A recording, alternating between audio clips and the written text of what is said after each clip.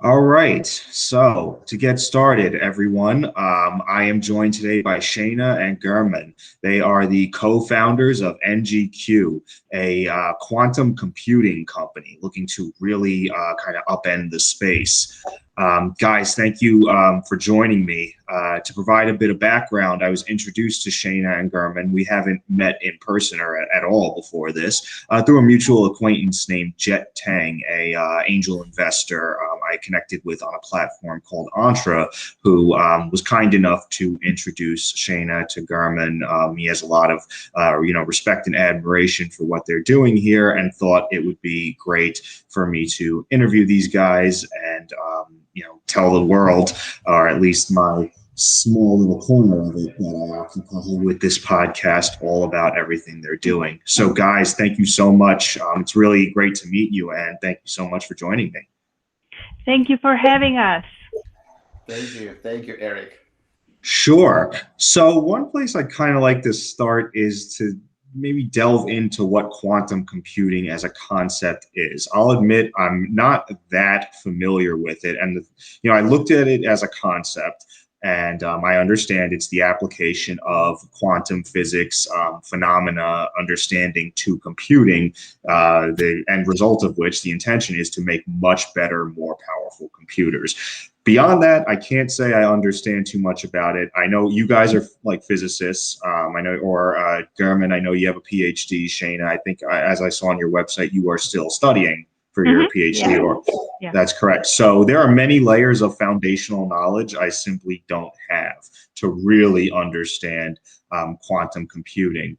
But what I do understand, again, is what I kind of just said a moment ago, and that, looking from your website, you guys are kind of looking to integrate multiple quantum computers to, I guess, really scale it, to really make powerful quantum computing. So maybe, Shaina, I guess we'll start with you, or, German, or actually whoever really, if you guys want to, if you can give me like a kind of explain like I'm five, to reference Reddit here about what, quantum computing is and what you guys are trying to do. You are asking the right people. German he's a chair of physics department, and he is a professor of quantum mechanics. So he is the best person to ask this question. He does it for a living. Gosh. Yeah, I mean, I guess I could not have found, a more qualified expert. So maybe German, if you can, explain it to us, and hopefully, in a way, us lay people can kind of understand. Oh, sure, Eric. Thank you so much. But please, if I start sounding too much PhD-ish, please stop me if I start talking about the Schrödinger equations or equational states. I'll try Yes. to. I'll try to. So if you just look how computers developed, like 50 years ago or 60 years ago, it was a whole building one computer. And that computer is less powerful, just our iPad. So now we're going to smaller world. And if you look what top class companies are doing, like IBM, Intel, Google, they're making computing elements. They do logic for us as small as possible. And when the size is shrinked, we're coming to the atomic size where the law of our everyday life are not working. There are some special modifier law. It was discovered like from 100 to 50 years ago. And now we understand it completely, and it appears that at such small size, the logic element behave completely different from the conventional logic. So we need to involve some science of micro world. And lucky us, and it was found by the Nobel Prize laureate Feynman, Richard Feynman, that we can take advantage of this law to make things, to compute things much faster. That's how quantum computer appeared. We just take advantage of really small element and use special physics to calculate it like 1,000,000 times faster. That is it. Gotcha. If you know how to do that, you're a champion of the world. Okay, got it. So when you say the computers are getting smaller, you mean like actually like physically smaller? Yeah. Okay, gotcha. And do you expect them to continue to get smaller and smaller, and thus the problem arises? Like, how do they perform, more computations or more sophisticated computations faster? That is true. That is true. And we know from probably ancient philosophers and Hmm. physics, of course, there is some limits of when we're getting smaller, smaller, and smaller. The smaller uh, particles, atoms. Uh-huh. Now, in this fancy quantum computer, people want to use the smallest particles, atoms, to make calculations for us. Terribly complicated thing. And that's what the top end what is working on. Gotcha. See, thanks for clearing that up for me. 'Cause, I mean, to some extent, it's still, if we were to delve into the details, to my mind, it still may as well be magic. But I'm starting to get a grasp on it, so I appreciate that. Um, yeah, I mean, Shayna, do you have anything you want to add to that, or maybe Yeah. expand kind of on NGQ's approach? Yeah, I'll probably add. So people think that I I think this is a conventional logic that basically there are the same rules of physics that are applied to the big macro world, and probably it is the same for atoms and molecules, but it's not. It's like two Mm, completely different types of science, two completely different types of physics. And as we get smaller, we need to use the other type of physics. And this is how we come to the quantum physics and quantum computing. gotcha. Yeah, I will say I do kind of understand, at least again as a layperson, there seems to be among physicists there's a vastly different rule set, you could say, Mhm. governing subatomic particles versus atoms and everything larger. Correct me if I'm wrong, of course. And it seems like even in the quantum mechanics realm, there's not a whole lot of understanding on kind of how subatomic particles are governed. Am I off base there? Or, Absolutely correct. Absolutely correct.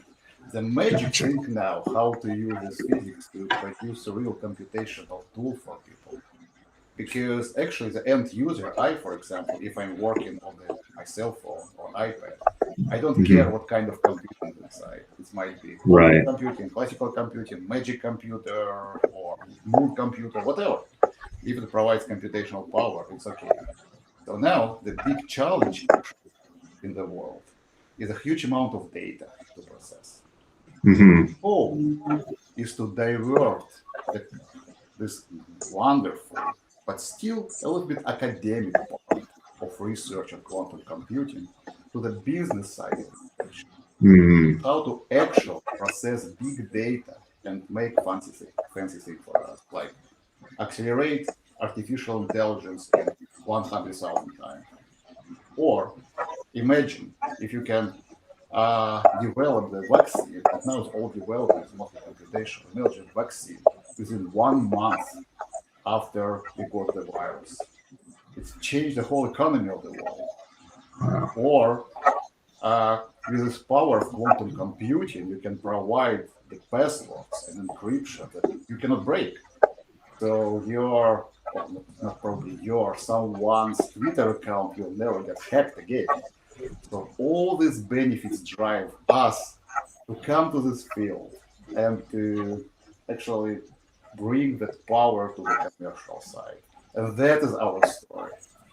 That is the story Gotcha. how we met, how we developed this person, how Mhm. understanding developed, and how we actually come to the state when we are now. Gotcha. Okay. So you guys are making this, you were trying to make this workable for everyday life, for business applications. I mean, like Mhm. you said, we heard about the solar winds hack, right? With, more Yeah. powerful quantum computing applied to, cybersecurity defenses to help protect against something like that. Encryptions, as you say, as strong as they are now, can be broken. With quantum computing, it is possible to create an encryption that can't be broken, and basically better protect ourselves, or in the next pandemic, get a vaccine out in a month and get back to life as normal. That sounds like, okay, now I'm starting to get it, because that sounds like some crazy stuff there.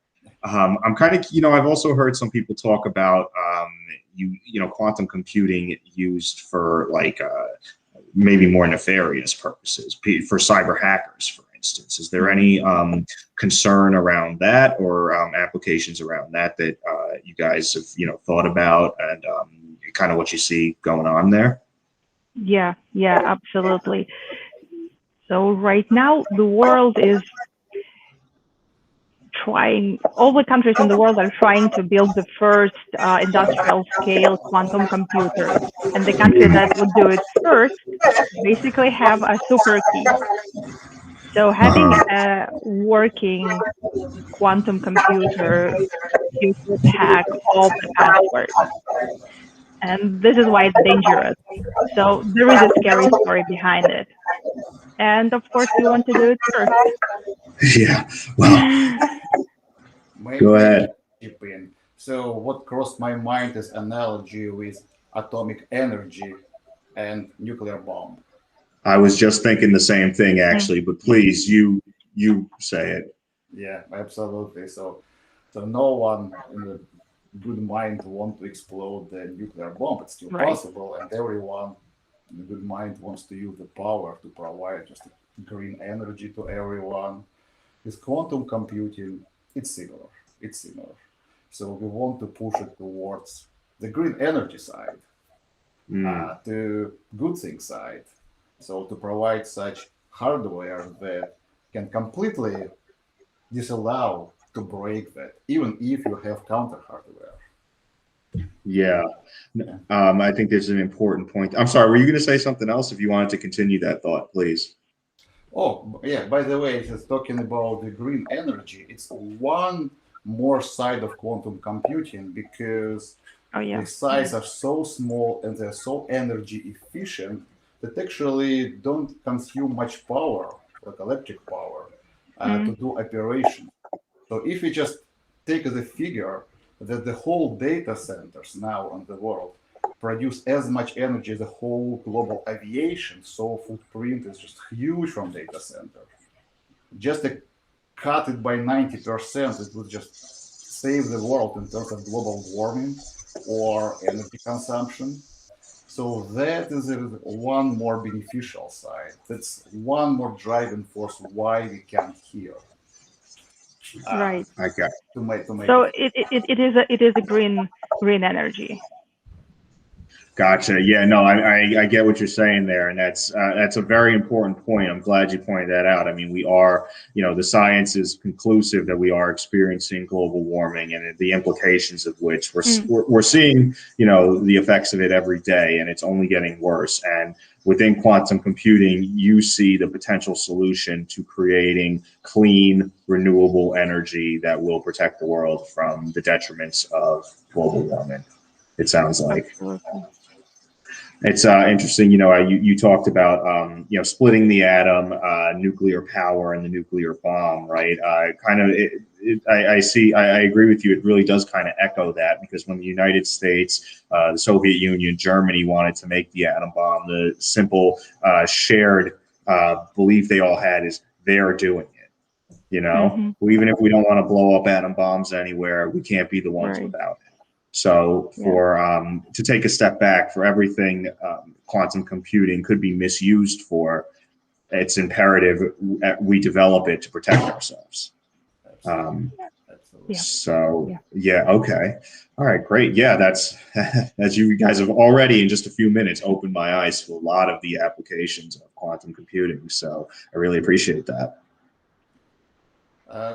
So speaking a little bit about the story, how we came to this understanding. I was just going to ask you about that. Yeah. No, but please, since you're already way ahead of me, dive right in. Yes, we as a team, we joined even before we started doing that. We joined for purely academic research and gain our knowledge from just funding from National Science Foundation, from Army, but it was made at the university. And at some moment when you start chatting with Shaina, we understand that it was a lot of potential to bring it to the industry and to do some real job for people and for humanity. And we got a financial support, so we got a grant especially for customer discovery to understand what is the main point, what is the stopping point, why we don't have this technology yet in our houses, in our pockets. So National Science Foundation supported our customer discovery, and Shaina did a crazy amount of travel 1.5 years ago, just travel the whole country and talk more than 130 computing companies to find out what is the main problem, what is the missing technology. So we have a puzzle, why the puzzle is not as big, why just that big. And we got that understanding from there. And of course, after that, after this closing meeting with National Science Foundation, we were sitting in the airport, and we understood what all our ideas that we think is important are wrong. So what we think is important was completely not important. It was just nice to have some technology that we proposed before, nice to have, but no one actually would buy it. Because maybe in 100 years, when we have nothing to do, we can buy some feature for that. That's like a shock. Really? It was like a shock. So we were sitting in the airport when we coming back from New York and start talking. So now we know what to do. Gotcha. Now we know what to do, but we don't know how. Yeah, fair enough. And at some moment we start working on that. And came to this technical solution that we can use our lovely fundamental physics to provide what actually technology needs. And now, after that, we knew what technology really needs. That's how we came with this quantum interconnect that combines different hardware into one complex, one cluster, just to provide enough computational power to solve real-world problems. Gotcha. Okay. So as I understand it, I mean, you provided kind of, I guess, scalability for quantum computing that that didn't exist, and your thesis or hypothesis is that this is what it takes to make it more mainstream. So, as you say, in our pocket. Okay, I'm understanding you there. And Shaina, you were going around. That's a great segue, actually. I'd like to hear about, kind of your experience talking about quantum computing across the country. I guess what you learned. German talks about kind of what you presumed and then learned was wrong, and how you had to change. And just walk me through that experience, if you wouldn't mind.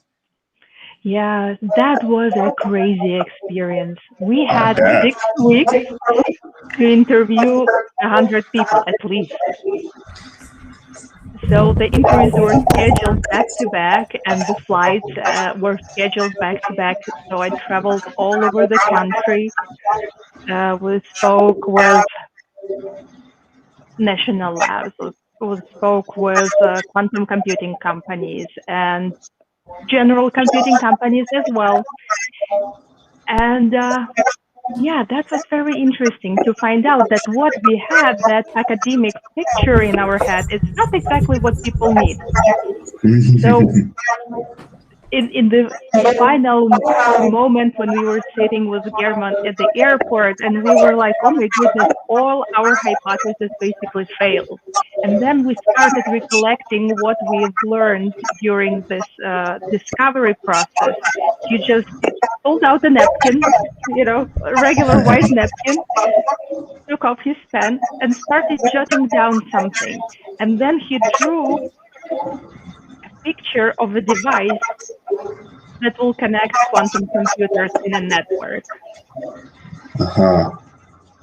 That was like a movie scene moment when a quantum physics professor quickly drew something on a napkin that would actually save the world. So it's not just a device of fiction. That actually happens in real life. Yeah, absolutely. I had heard Jeff Bezos once wrote down like his virtuous cycle of how Amazon, was supposed to, basically his thesis for how Amazon was supposed to work on a napkin. But this is actually a lot cooler than that. because you guys are trying to, save the world and deal with the energy crisis and such. So this is way cooler than that. I guess I'm kind of curious. Getting into, you mentioned testing your hypothesis, realizing a lot of what you thought was wrong, a lot of what you thought ended up being wrong, and you had to kind of start over. And that's a pretty, it's interesting because it's as different as what you're trying to build is from so many people I talk to or see. That is something you and almost every business has in common at some point. It's like you start with these hypotheses and then you talk to people and you're like, oh man, we got to pivot. And the ones that fail are the ones that don't learn those lessons. So I guess I'm kind of curious, what did you, learn? What did you start out with that was so wrong, and how did you learn like this isn't the way to go? We have to make a change. Or some nice technology about how to connect quantum computers again, but some features of that it can a little bit increase. It's a fancy quantum device you can attach to a computer and make it a little bit better. However, maybe at some moment when we connect quantum computers in the world to one big quantum computing factory, maybe we'll return back to that idea. But at this moment, we have probably more ideas how to serve the world, because this one that we have now with all our technology, it has a lot of potential for scalability. So it's not only the connection quantum computer. Later, we realized that the same physics, the same technology can be used, for example, to increase speed of our internet. So maybe that will be our next thing when we will finish with our quantum computing. Just at this moment when everyone is sitting at home, internet is very important. I had a Zoom with someone, and he said, "Oh, okay, sorry, my bandwidth is so bad because my wife and two my kids are using at the same time, so we barely cannot talk." Yeah. Yes. I've had that problem myself. Sometimes I'm interviewing people here, and because of a choppy connection, like what they say gets cut off, and the recording picks that up. So that unfortunate. Good thing right now it's not happening. Maybe there's I don't know. There's something quantum about you guys that's just making my internet nice and fast, and I'm not having that issue. But I've experienced it in the past. So if you guys can fix that, I'd be eternally grateful. I guess, Shaina, would you like to expand on that at all? I guess what sort of applications were you thinking of when you set out to do this, and how did that kind of change to what you're trying to do now? Yeah, I remember one conversation specifically. We spoke with some people at D-Wave, and we were explaining our technology to them. And they were like, "Oh, nice. So your detail would go inside of our cryostat, and okay, that will make some betterment for our machines." And we were like, yeah. And then we realized that what we are trying to do right now is just a little incremental change. Okay, this is going to help some technology to be better, somewhat, or a lot, and it will help one company or to do to build the machine better, but it doesn't solve the big problem. And the big problem is interconnectivity of the quantum computers. And when we realized that instead of doing one small part, one small detail for a quantum computer that would go inside of cryostat and would help the machine, that we can actually connect all the machines together, make them powerful, make them talk to each other, and basically do quantum computing cluster, like a farm. From one incremental change, we shifted to understanding of the real application of our technology. And this is only the beginning. Like German said, this technology could speed up internet. This technology could speed up scientific development. So imagine that the vaccine could be designed in a week instead of months that it took. it could find applications in the finances, in the financial modeling. And we talk to people who work in finances and who work in the banks, how we can translate the problems that they have into the quantum language that would quantum machine understand.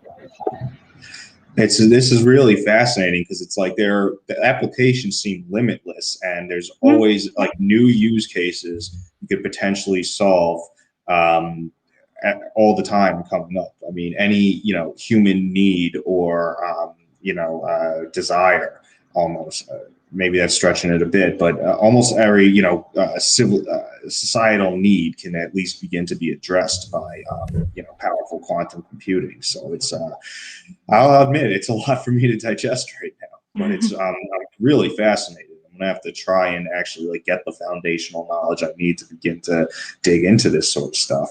I really appreciate you guys telling me about that. German, it looked like you had another thought or something you wanted to add. So, if so, please, please. Oh yeah, so I have to say that yes, like other commercial companies, startups, we have a pivot. We had a pivot, and probably other pivots are still around the corner. Who knows? It's always happens. Who kind of pivot probably die. But I have to say that the most important pivot I can speak about myself was in my head when I turned from just a pure academic warm professor, when just sitting in the lab reading books, making graphs, to the real world of technology.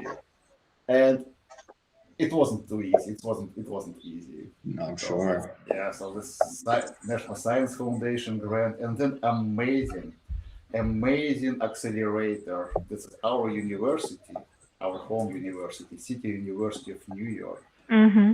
For the students and faculty who has good ideas, they provide some training, CUNY Startup Accelerator, and that was completely brain-changing experience. So it opened, at least my eyes, how the business world operates and how we need to focus and what I need to focus to be successful as a team and as a startup, not just research. And there we found our amazing advisors, Jet Dent, that you already mentioned, and Catherine Zamsky. And they provide so much help and guidance to us because, as we learned, the great team, strong team, is really important to get things done. Just wonderful ideas cannot change the world, but the team can. Sure. No, absolutely. And, I'm glad you mentioned that because it provides a neat little segue to where I wanted to go next. I'd really kind of like to learn about the business aspects of it, not just the science and the applications. And you guys, I'm sure it was a big, kind of as you described, German, a big shock. You learned a lot really quickly because you're academics by trade, not business people. And this is kind of where you're starting to get into business. So you mentioned you learned a lot at the CUNY Accelerator. I'm really curious, what surprised you the most about, putting on your businessman hat, businesswoman hat, and, doing this now, making a company at? So it is two completely different processes, how a business person and how a scientist approach something. So when scientists approach something, he or she is sitting and trying to solve certain problem and then communicate it to the scientific community. And then if you can find enough words, communicate it to the world. And from the entrepreneurial perspective, you have to listen to people first. So this is the opposite way of information flow, I would say, not from your head to other people, but from other people to your head. So you are learning from other people what they need. Okay. And then you can analyze how you can apply your knowledge and skills to solve the problem that are already existing. Okay, gotcha. So it's, I guess, a big surprise for you is, I guess, how you're communicating among teams, Hmm. and from stakeholders and what you're trying to build. It's a bit different than, being in the lab or something like that with fellow Oh yeah. academics, where everyone's kind of on the same page. In business, there's a lot of different competencies, a lot of different skill sets, versus you guys are in a lab at the school where you all have like the same kind of background, a lot of the same training and level of expertise. Is that fair to say? Yeah, absolutely. You just sum it up beautifully. Thank you. I appreciate that. German, I'd like to hear your perspective on the same question. What's been a big surprise for you? I agree with Shane. I agree with Shane. So basically, this business training plus talking with our future customers completely rewrite my view on how to approach things. So we need to start with not with our own problems. We need to start with someone problems to be useful for them, to be useful Mm, for startup. So now, after 130 interviews that Shayna made, actually we are building the product exactly for their needs, and they're waiting for that. That's why we are so inspired to make yeah. it. I mean, it's great that you guys, picked up on that so quickly, because as I think I mentioned before, a lot of businesses don't understand their customers' needs, and they're not necessarily, they're stepping from like corporate roles into starting their own businesses, and they still don't understand. Got to understand the customer need first before you do anything. Yeah. But you guys seem to have acclimated and learned that lesson very quickly. So that's, very well done. Um, yeah, no, I appreciate that perspective. I guess what I'm kind of curious is what's the next step. What do you do? What do you do like today, tomorrow, and to really build something that has all the applications you guys have talked about. Now we are working in the lab to make the actual device, Hmm. uh, and then to first step test in the lab, and then go to our future customers and test with them. Probably Very simple. like this minimal viable product. It's a next milestone for us. Just Okay. just a piece of hardware that works, and then to get a feedback and to improve it to turn into a real product that we able to sell. So Shayna is working on the lab. I'm working on the lab, and actually we are lucky because we are on the business side, but we also have our academic side. Oh yeah, yeah. And with academic side, it's very easy to go to the lab and get some work done. And Hmm. Yeah. all the connections, you know where to go, you know which equipment to use, how to use, you know people there. So we're lucky to combine both worlds, academic and business, to go to success. In other words, you get to still pursue your passion. I mean, you guys are academics. That's what you've always wanted to be. Hmm. And that's where your passion lies. And you still get to pursue that in your roles as business people. So I can see why you guys like doing this so much. It's curious. You talk about MVP, right? And that can mean a lot of different things in different contexts. I mean, for companies like Zappos, for instance, MVP took pictures of shoes and asked people if they wanted to buy them. Boom, MVP. It's one of the most famous stories I've ever heard. I imagine an MVP for something like what you guys doing is very different, and it's a much costly thing, and time consuming thing to build. I'm kind of curious. I mean, what does that even look like? I can't begin to even picture really in my head what it looks like. So I don't know. Maybe Shaina, if you want to elaborate on that for me, that'd be great. Well, it's going to be less than a millimeter device that's sitting in the super, super cool fridge, the cryostat, Uh-huh. with really fancy electronics on it. That was, I forgot how to call this technique. German could help me. Well, it's super, super tiny. It's super, super small. And there is a laser working, and it's sitting in the fridge. So this is our sample. This is our MVP. And from this, we could scale it up and put this piece of device in every quantum computer, connect them. Gotcha. Okay. And what specifically, if I'm not understanding you correctly, please tell me. The device you're describing right now, what specifically is that meant to prove as like a minimum viable product, or I guess do, for lack of a better way to put it? Yeah, so technically speaking, it's a microchip. Okay. Yeah, this was very fancy microchip, and not so many people knows physics how this microchip works, but probably much less know how to, to make a microchip that does this specific function and can be useful for companies for making quantum computers. So it's just impossible. It's impossible to be commercially viable. And it works.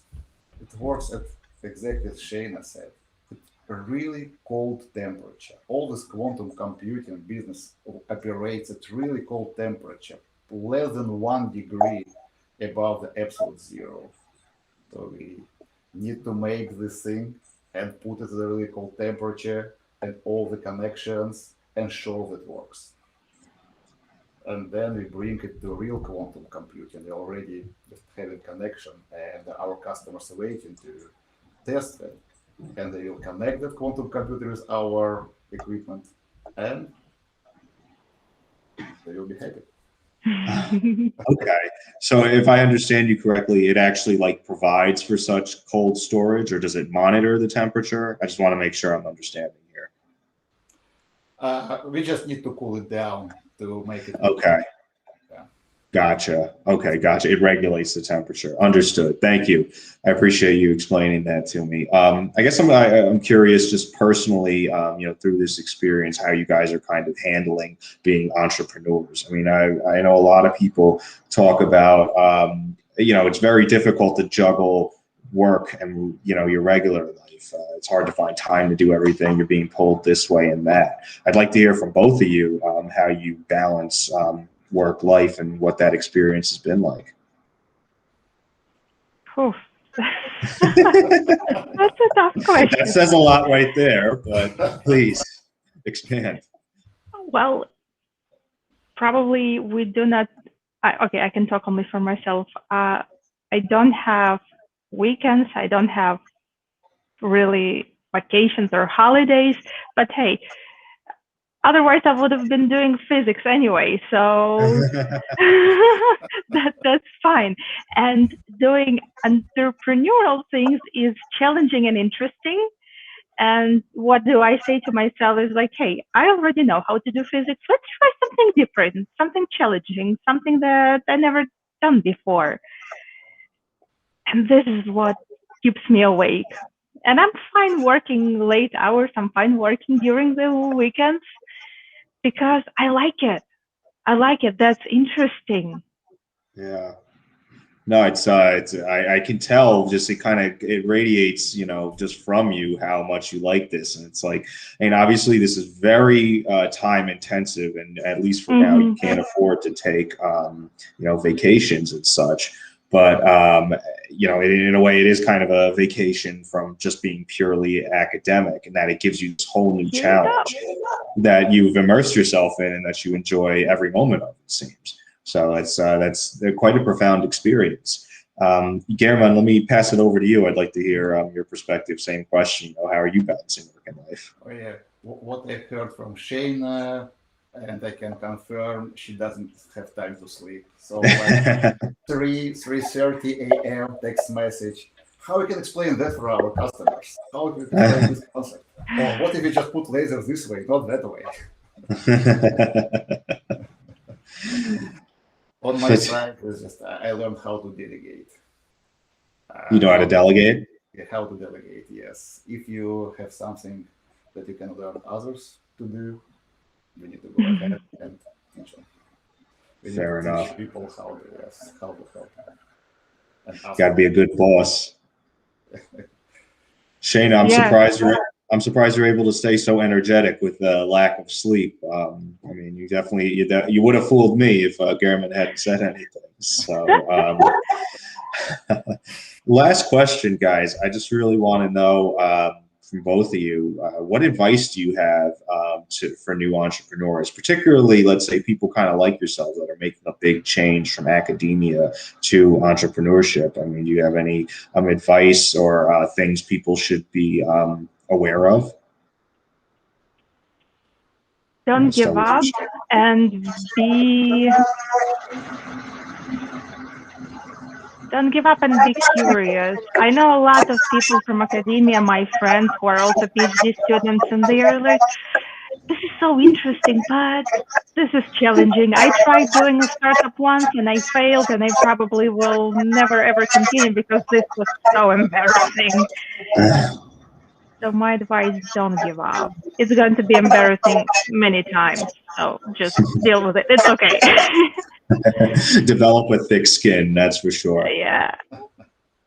How about you, German? What do you have? What would you like to tell people? On my side, I would say learn what the real world needs and learn what the real world wants. The sooner, the better. The sooner, the less stressful it will be for you later. Yeah, really understand the problems you're trying to solve. It's a recurring theme, not just across this interview, but prior ones I've done as well. Really start with a problem the world needs solving and kind of take it from there. All right, guys. Well, that's really like all my questions for now. I mean, we've been at it for about 40 minutes and the time just flew by. I had a lot of fun learning all about quantum computing and everything you guys are doing. And I'd feel guilty taking any more of your time because I feel like Shaina needs to go and get some sleep or, something. And she's probably got a million things she's bouncing around that she wants to do. So, guys, I really appreciate it. It was really a lot of fun getting to know you, learning more about NGQ, and I'm really stoked to see everything you guys develop and do during your entrepreneurial journey. Thank you so much, Eric. Thank you for having us. It was a great pleasure talking with you. I'm glad you felt that way. Thank you, Eric. Great pleasure and great fun. So. That's what I aim for, as long as you're enjoying yourself. I can't promise a whole lot of exposure, at least not yet. But if you had a good time, then it's all been worth it. That is wonderful how we translate our still PhD-ish statement into really understand a very clever and clear message. Oh, thank you. I was hoping I was getting it there. I was like, he's probably going to tell me I'm completely missing it here, but I'm glad I was able to. I mean, it means I at least kind of understood. So I'm flattered you think I was able to convey what it was you guys were saying. Thank you for the feedback. Thank you. Thank you, Eric. Okay.